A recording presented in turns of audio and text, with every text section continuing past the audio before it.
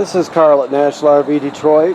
I'm going to walk you through this 2020 Flagstaff hard side high wall trailer, model 21TBHW. Okay, so I'm on the door side at the rear of the trailers right here, and you can see there's storage under here. Now this storage, that for example is a utility table that hangs on the outside. But you could also store the middle cushions. You know, you can turn the bed inside here into a full bed by putting these two cushion panels in between the door side and off door side little bed / couch area. So you can store them down here if you need to, if you're not going to be using them, so they do fit in there. You can also access this storage from the inside of the trailer.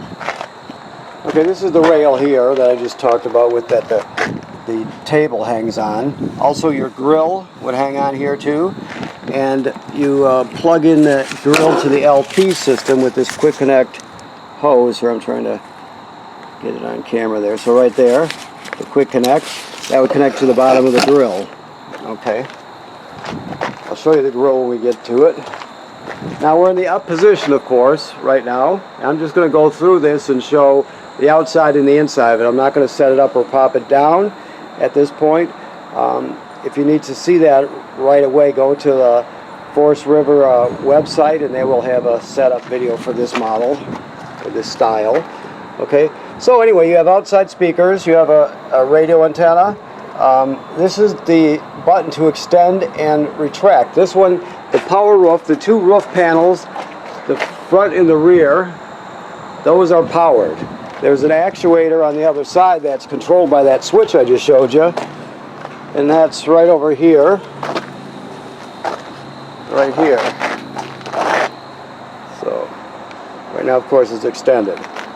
So keep in mind that is powered. You have to put the sidewalls up and the dormer by hand, but there's nothing to it at all. It's all very simple, and it's not heavy or anything like that. This is just the outside of you have a cassette toilet inside. So this would be a Thetford cassette toilet. I'm not going to go into the operation of it, but basically that's just a little black tank that you'll pull out of there and dump and put back. So the toilet's kind of a middle of the night emergency type thing, but you could, it's up to you, but I think most people, that would be how they use it anyway, just because it's much easier to use the campground's facilities. And you have crank down stabilizer jacks. It just takes a 3/4 inch crank or a 3/4 inch socket on a drill. There's one on each corner, of course. Storage. This, you can pull the storage bin, the slide out bin, right here. Okay. Or up on top, you have more storage. You can see this is your grill rack and the grill. This is the grill that hangs on the rail that I showed you on the door side. I'm trying to get a good picture of it. This lens doesn't allow me to do a whole lot, but there you have it right there. Also, while we're in the front, you have a power tongue jack. Right. If this ever fails, you can pull this plug and crank it this way. You got two LP tanks, both of them filled. You got two deep cycle marine batteries that they're wired to 12 volts, so it's still 12 volt output, but it has double the storage capacity as one, obviously. So this is your water heater. So you can see there it is there. It pull that out of the way. It's a gas, it operates on gas. The switch is the operator inside. The drain plug is right there. It's an 1 1/16 socket on there with a 6-point socket. Make sure, and keep in mind that there's an anode rod on the back too. So it's about 10 inches long actually. This is your power cord, 30 feet long and 30 amp cord. Of course, that's the output for your furnace. This is refrigerator service panels here. Here you have an outside shower / sprayer, hot and cold water both. This is the sink drain. You would hook a garden hose or a fitting with a garden hose, a hose with a garden hose fitting on it right there. You can direct it wherever you choose to. Okay, so this is the city water connection here. This is the most common way to get water to the trailer. You're just going to hook your hose in there, turn it on, and it's already pressurized, ready to go. Now, if you go to a campground that does not have plumbing on the campsites, you can pre-fill your onboard water tank right here and use the onboard pump to pump it, so everything will still operate like you've got city water. Of course, I mentioned this is the actuator to raise your 2 roof sections. This is just a panel for it's got a heat pump in it. A heat pump is an air conditioner, but it also runs in reverse, basically, and it'll heat also. So it'll heat like maybe down to 35 degrees. You can get heat out of the atmosphere, but if you get past that point, it has a actual LP furnace too, a furnace that runs an LP. But when just mild weather changes, you can set the temperature and it'll toggle back and forth if it has to. It's called an Arctic Cat, and it's a heat pump. Okay. All right. This device here is your Wi-Fi Ranger, just so you know. This is basically a signal booster. You can hook up to, let's say, any public Wi-Fi, but let's say campground public Wi-Fi. It boosts the signal really well.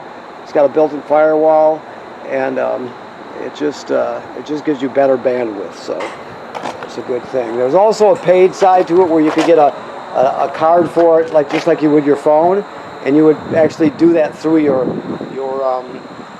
whoever you get your cell phone service from. It would be like adding another phone, basically. Most people don't do that. The only people that will do that are people that really work from their trailer or just have to have better hookup, if that's the right way to put it. Okay, so here we are inside. So you can see the dorm is up. You've got a lot of room to sit over here. Now this table folds down, and you can put it on these cleats here. There's 4 of them all the way around, and then use the cushions, and you get another bed for it right there. Of course, this is the cassette toilet I told you about. This is actually let's see what we got here. That's just your case for your power cord. All right, of course, this comes down. You can turn it into an end table type thing, like so, like that. Okay. This is your crank for your stabilizers. You can also use a 3/4 inch socket on a drill if you choose to.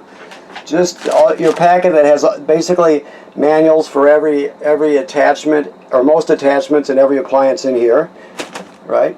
That's a remote control for your radio and a toilet sample. So basically you've got 2 couch is a booth, but you can remove the table and it's like having 2 small couches. Your microwave is over here. Okay, let me see here. So this is your thermostat here. You hit mode to light it up. I don't know if you can see anything there, but I'll just talk you through it.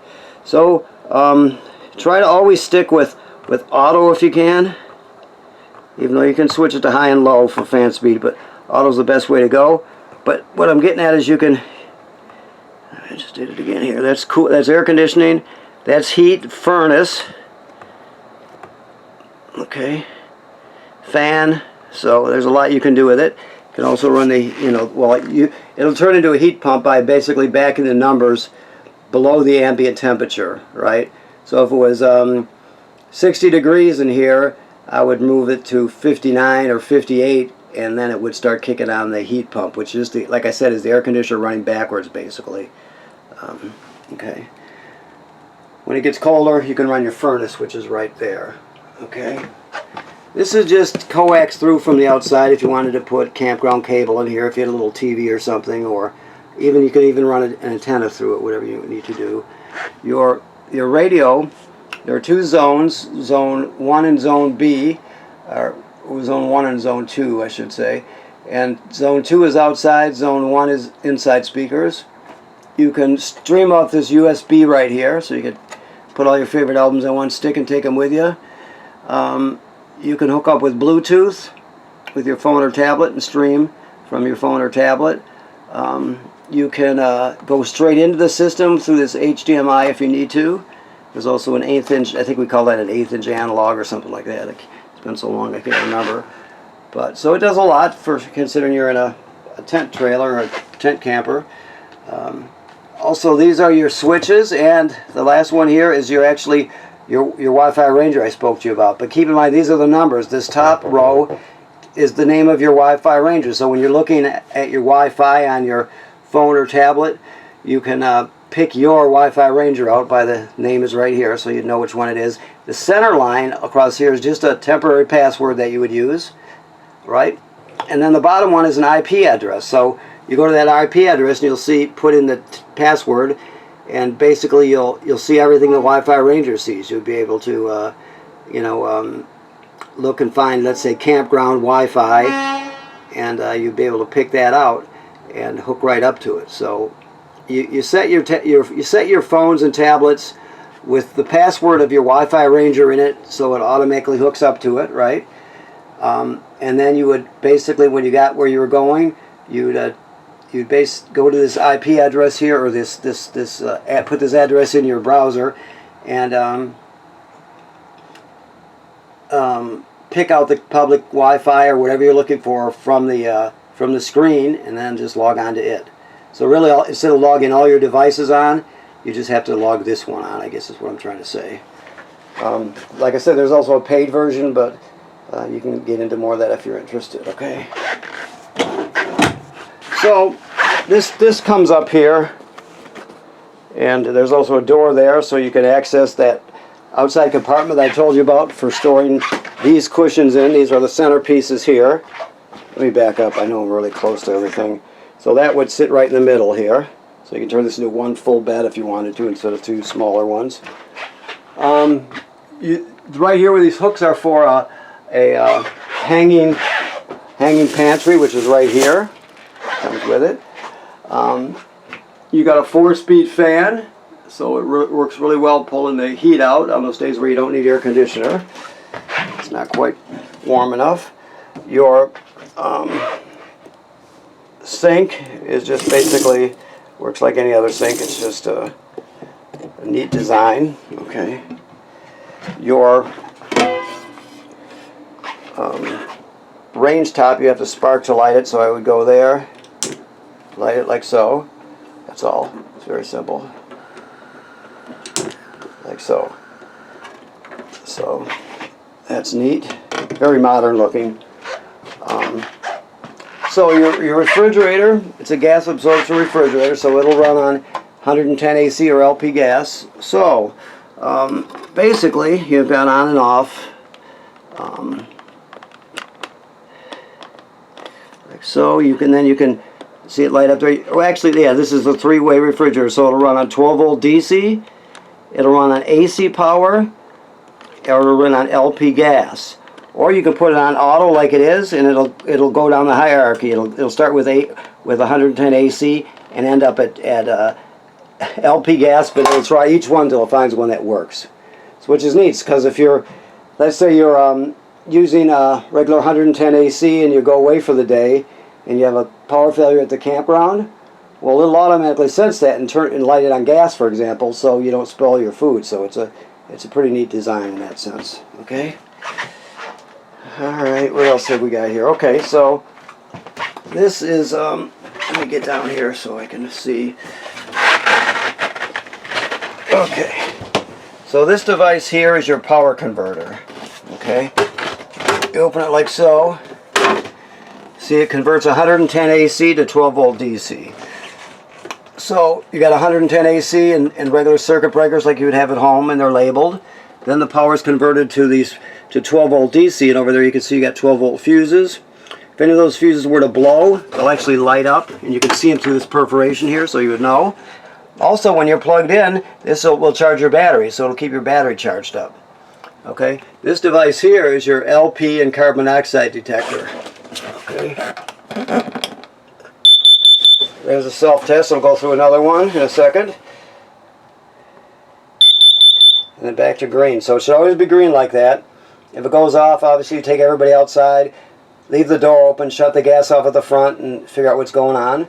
Also, if this beeps very, very slowly with the same tone, it's telling you your battery's low. So it does three things in that sense. This is the switch to light your water heater here. Okay. This is a GFCI plug. All the plugs in the trailer, including the one on the outside, are wired through this. So if you're using a coffee pot outside and it was to pop, you reset it right here. Of course, that's your furnace. And we're back to where we started with the table. So I think we've been all the way around it. Let's see if I forgot anything. We got a fire extinguisher, of course. Okay. Yeah, so I guess that about covers it. So I'm told that this video is just a basic look over video before you come and see the trailer. So hopefully I covered everything for you. After it's sent to you, if you don't have everything you need, you can talk to your salesman Tony or ask for Carl. That's me, and we can get you more information. But that's the basic functions of the trailer. Like I said, if you want up and down, you can go to Forest River and look at their website. Or if you want us to do it on this one, we'll make another video for you if you need one. Okay? Thank you very much.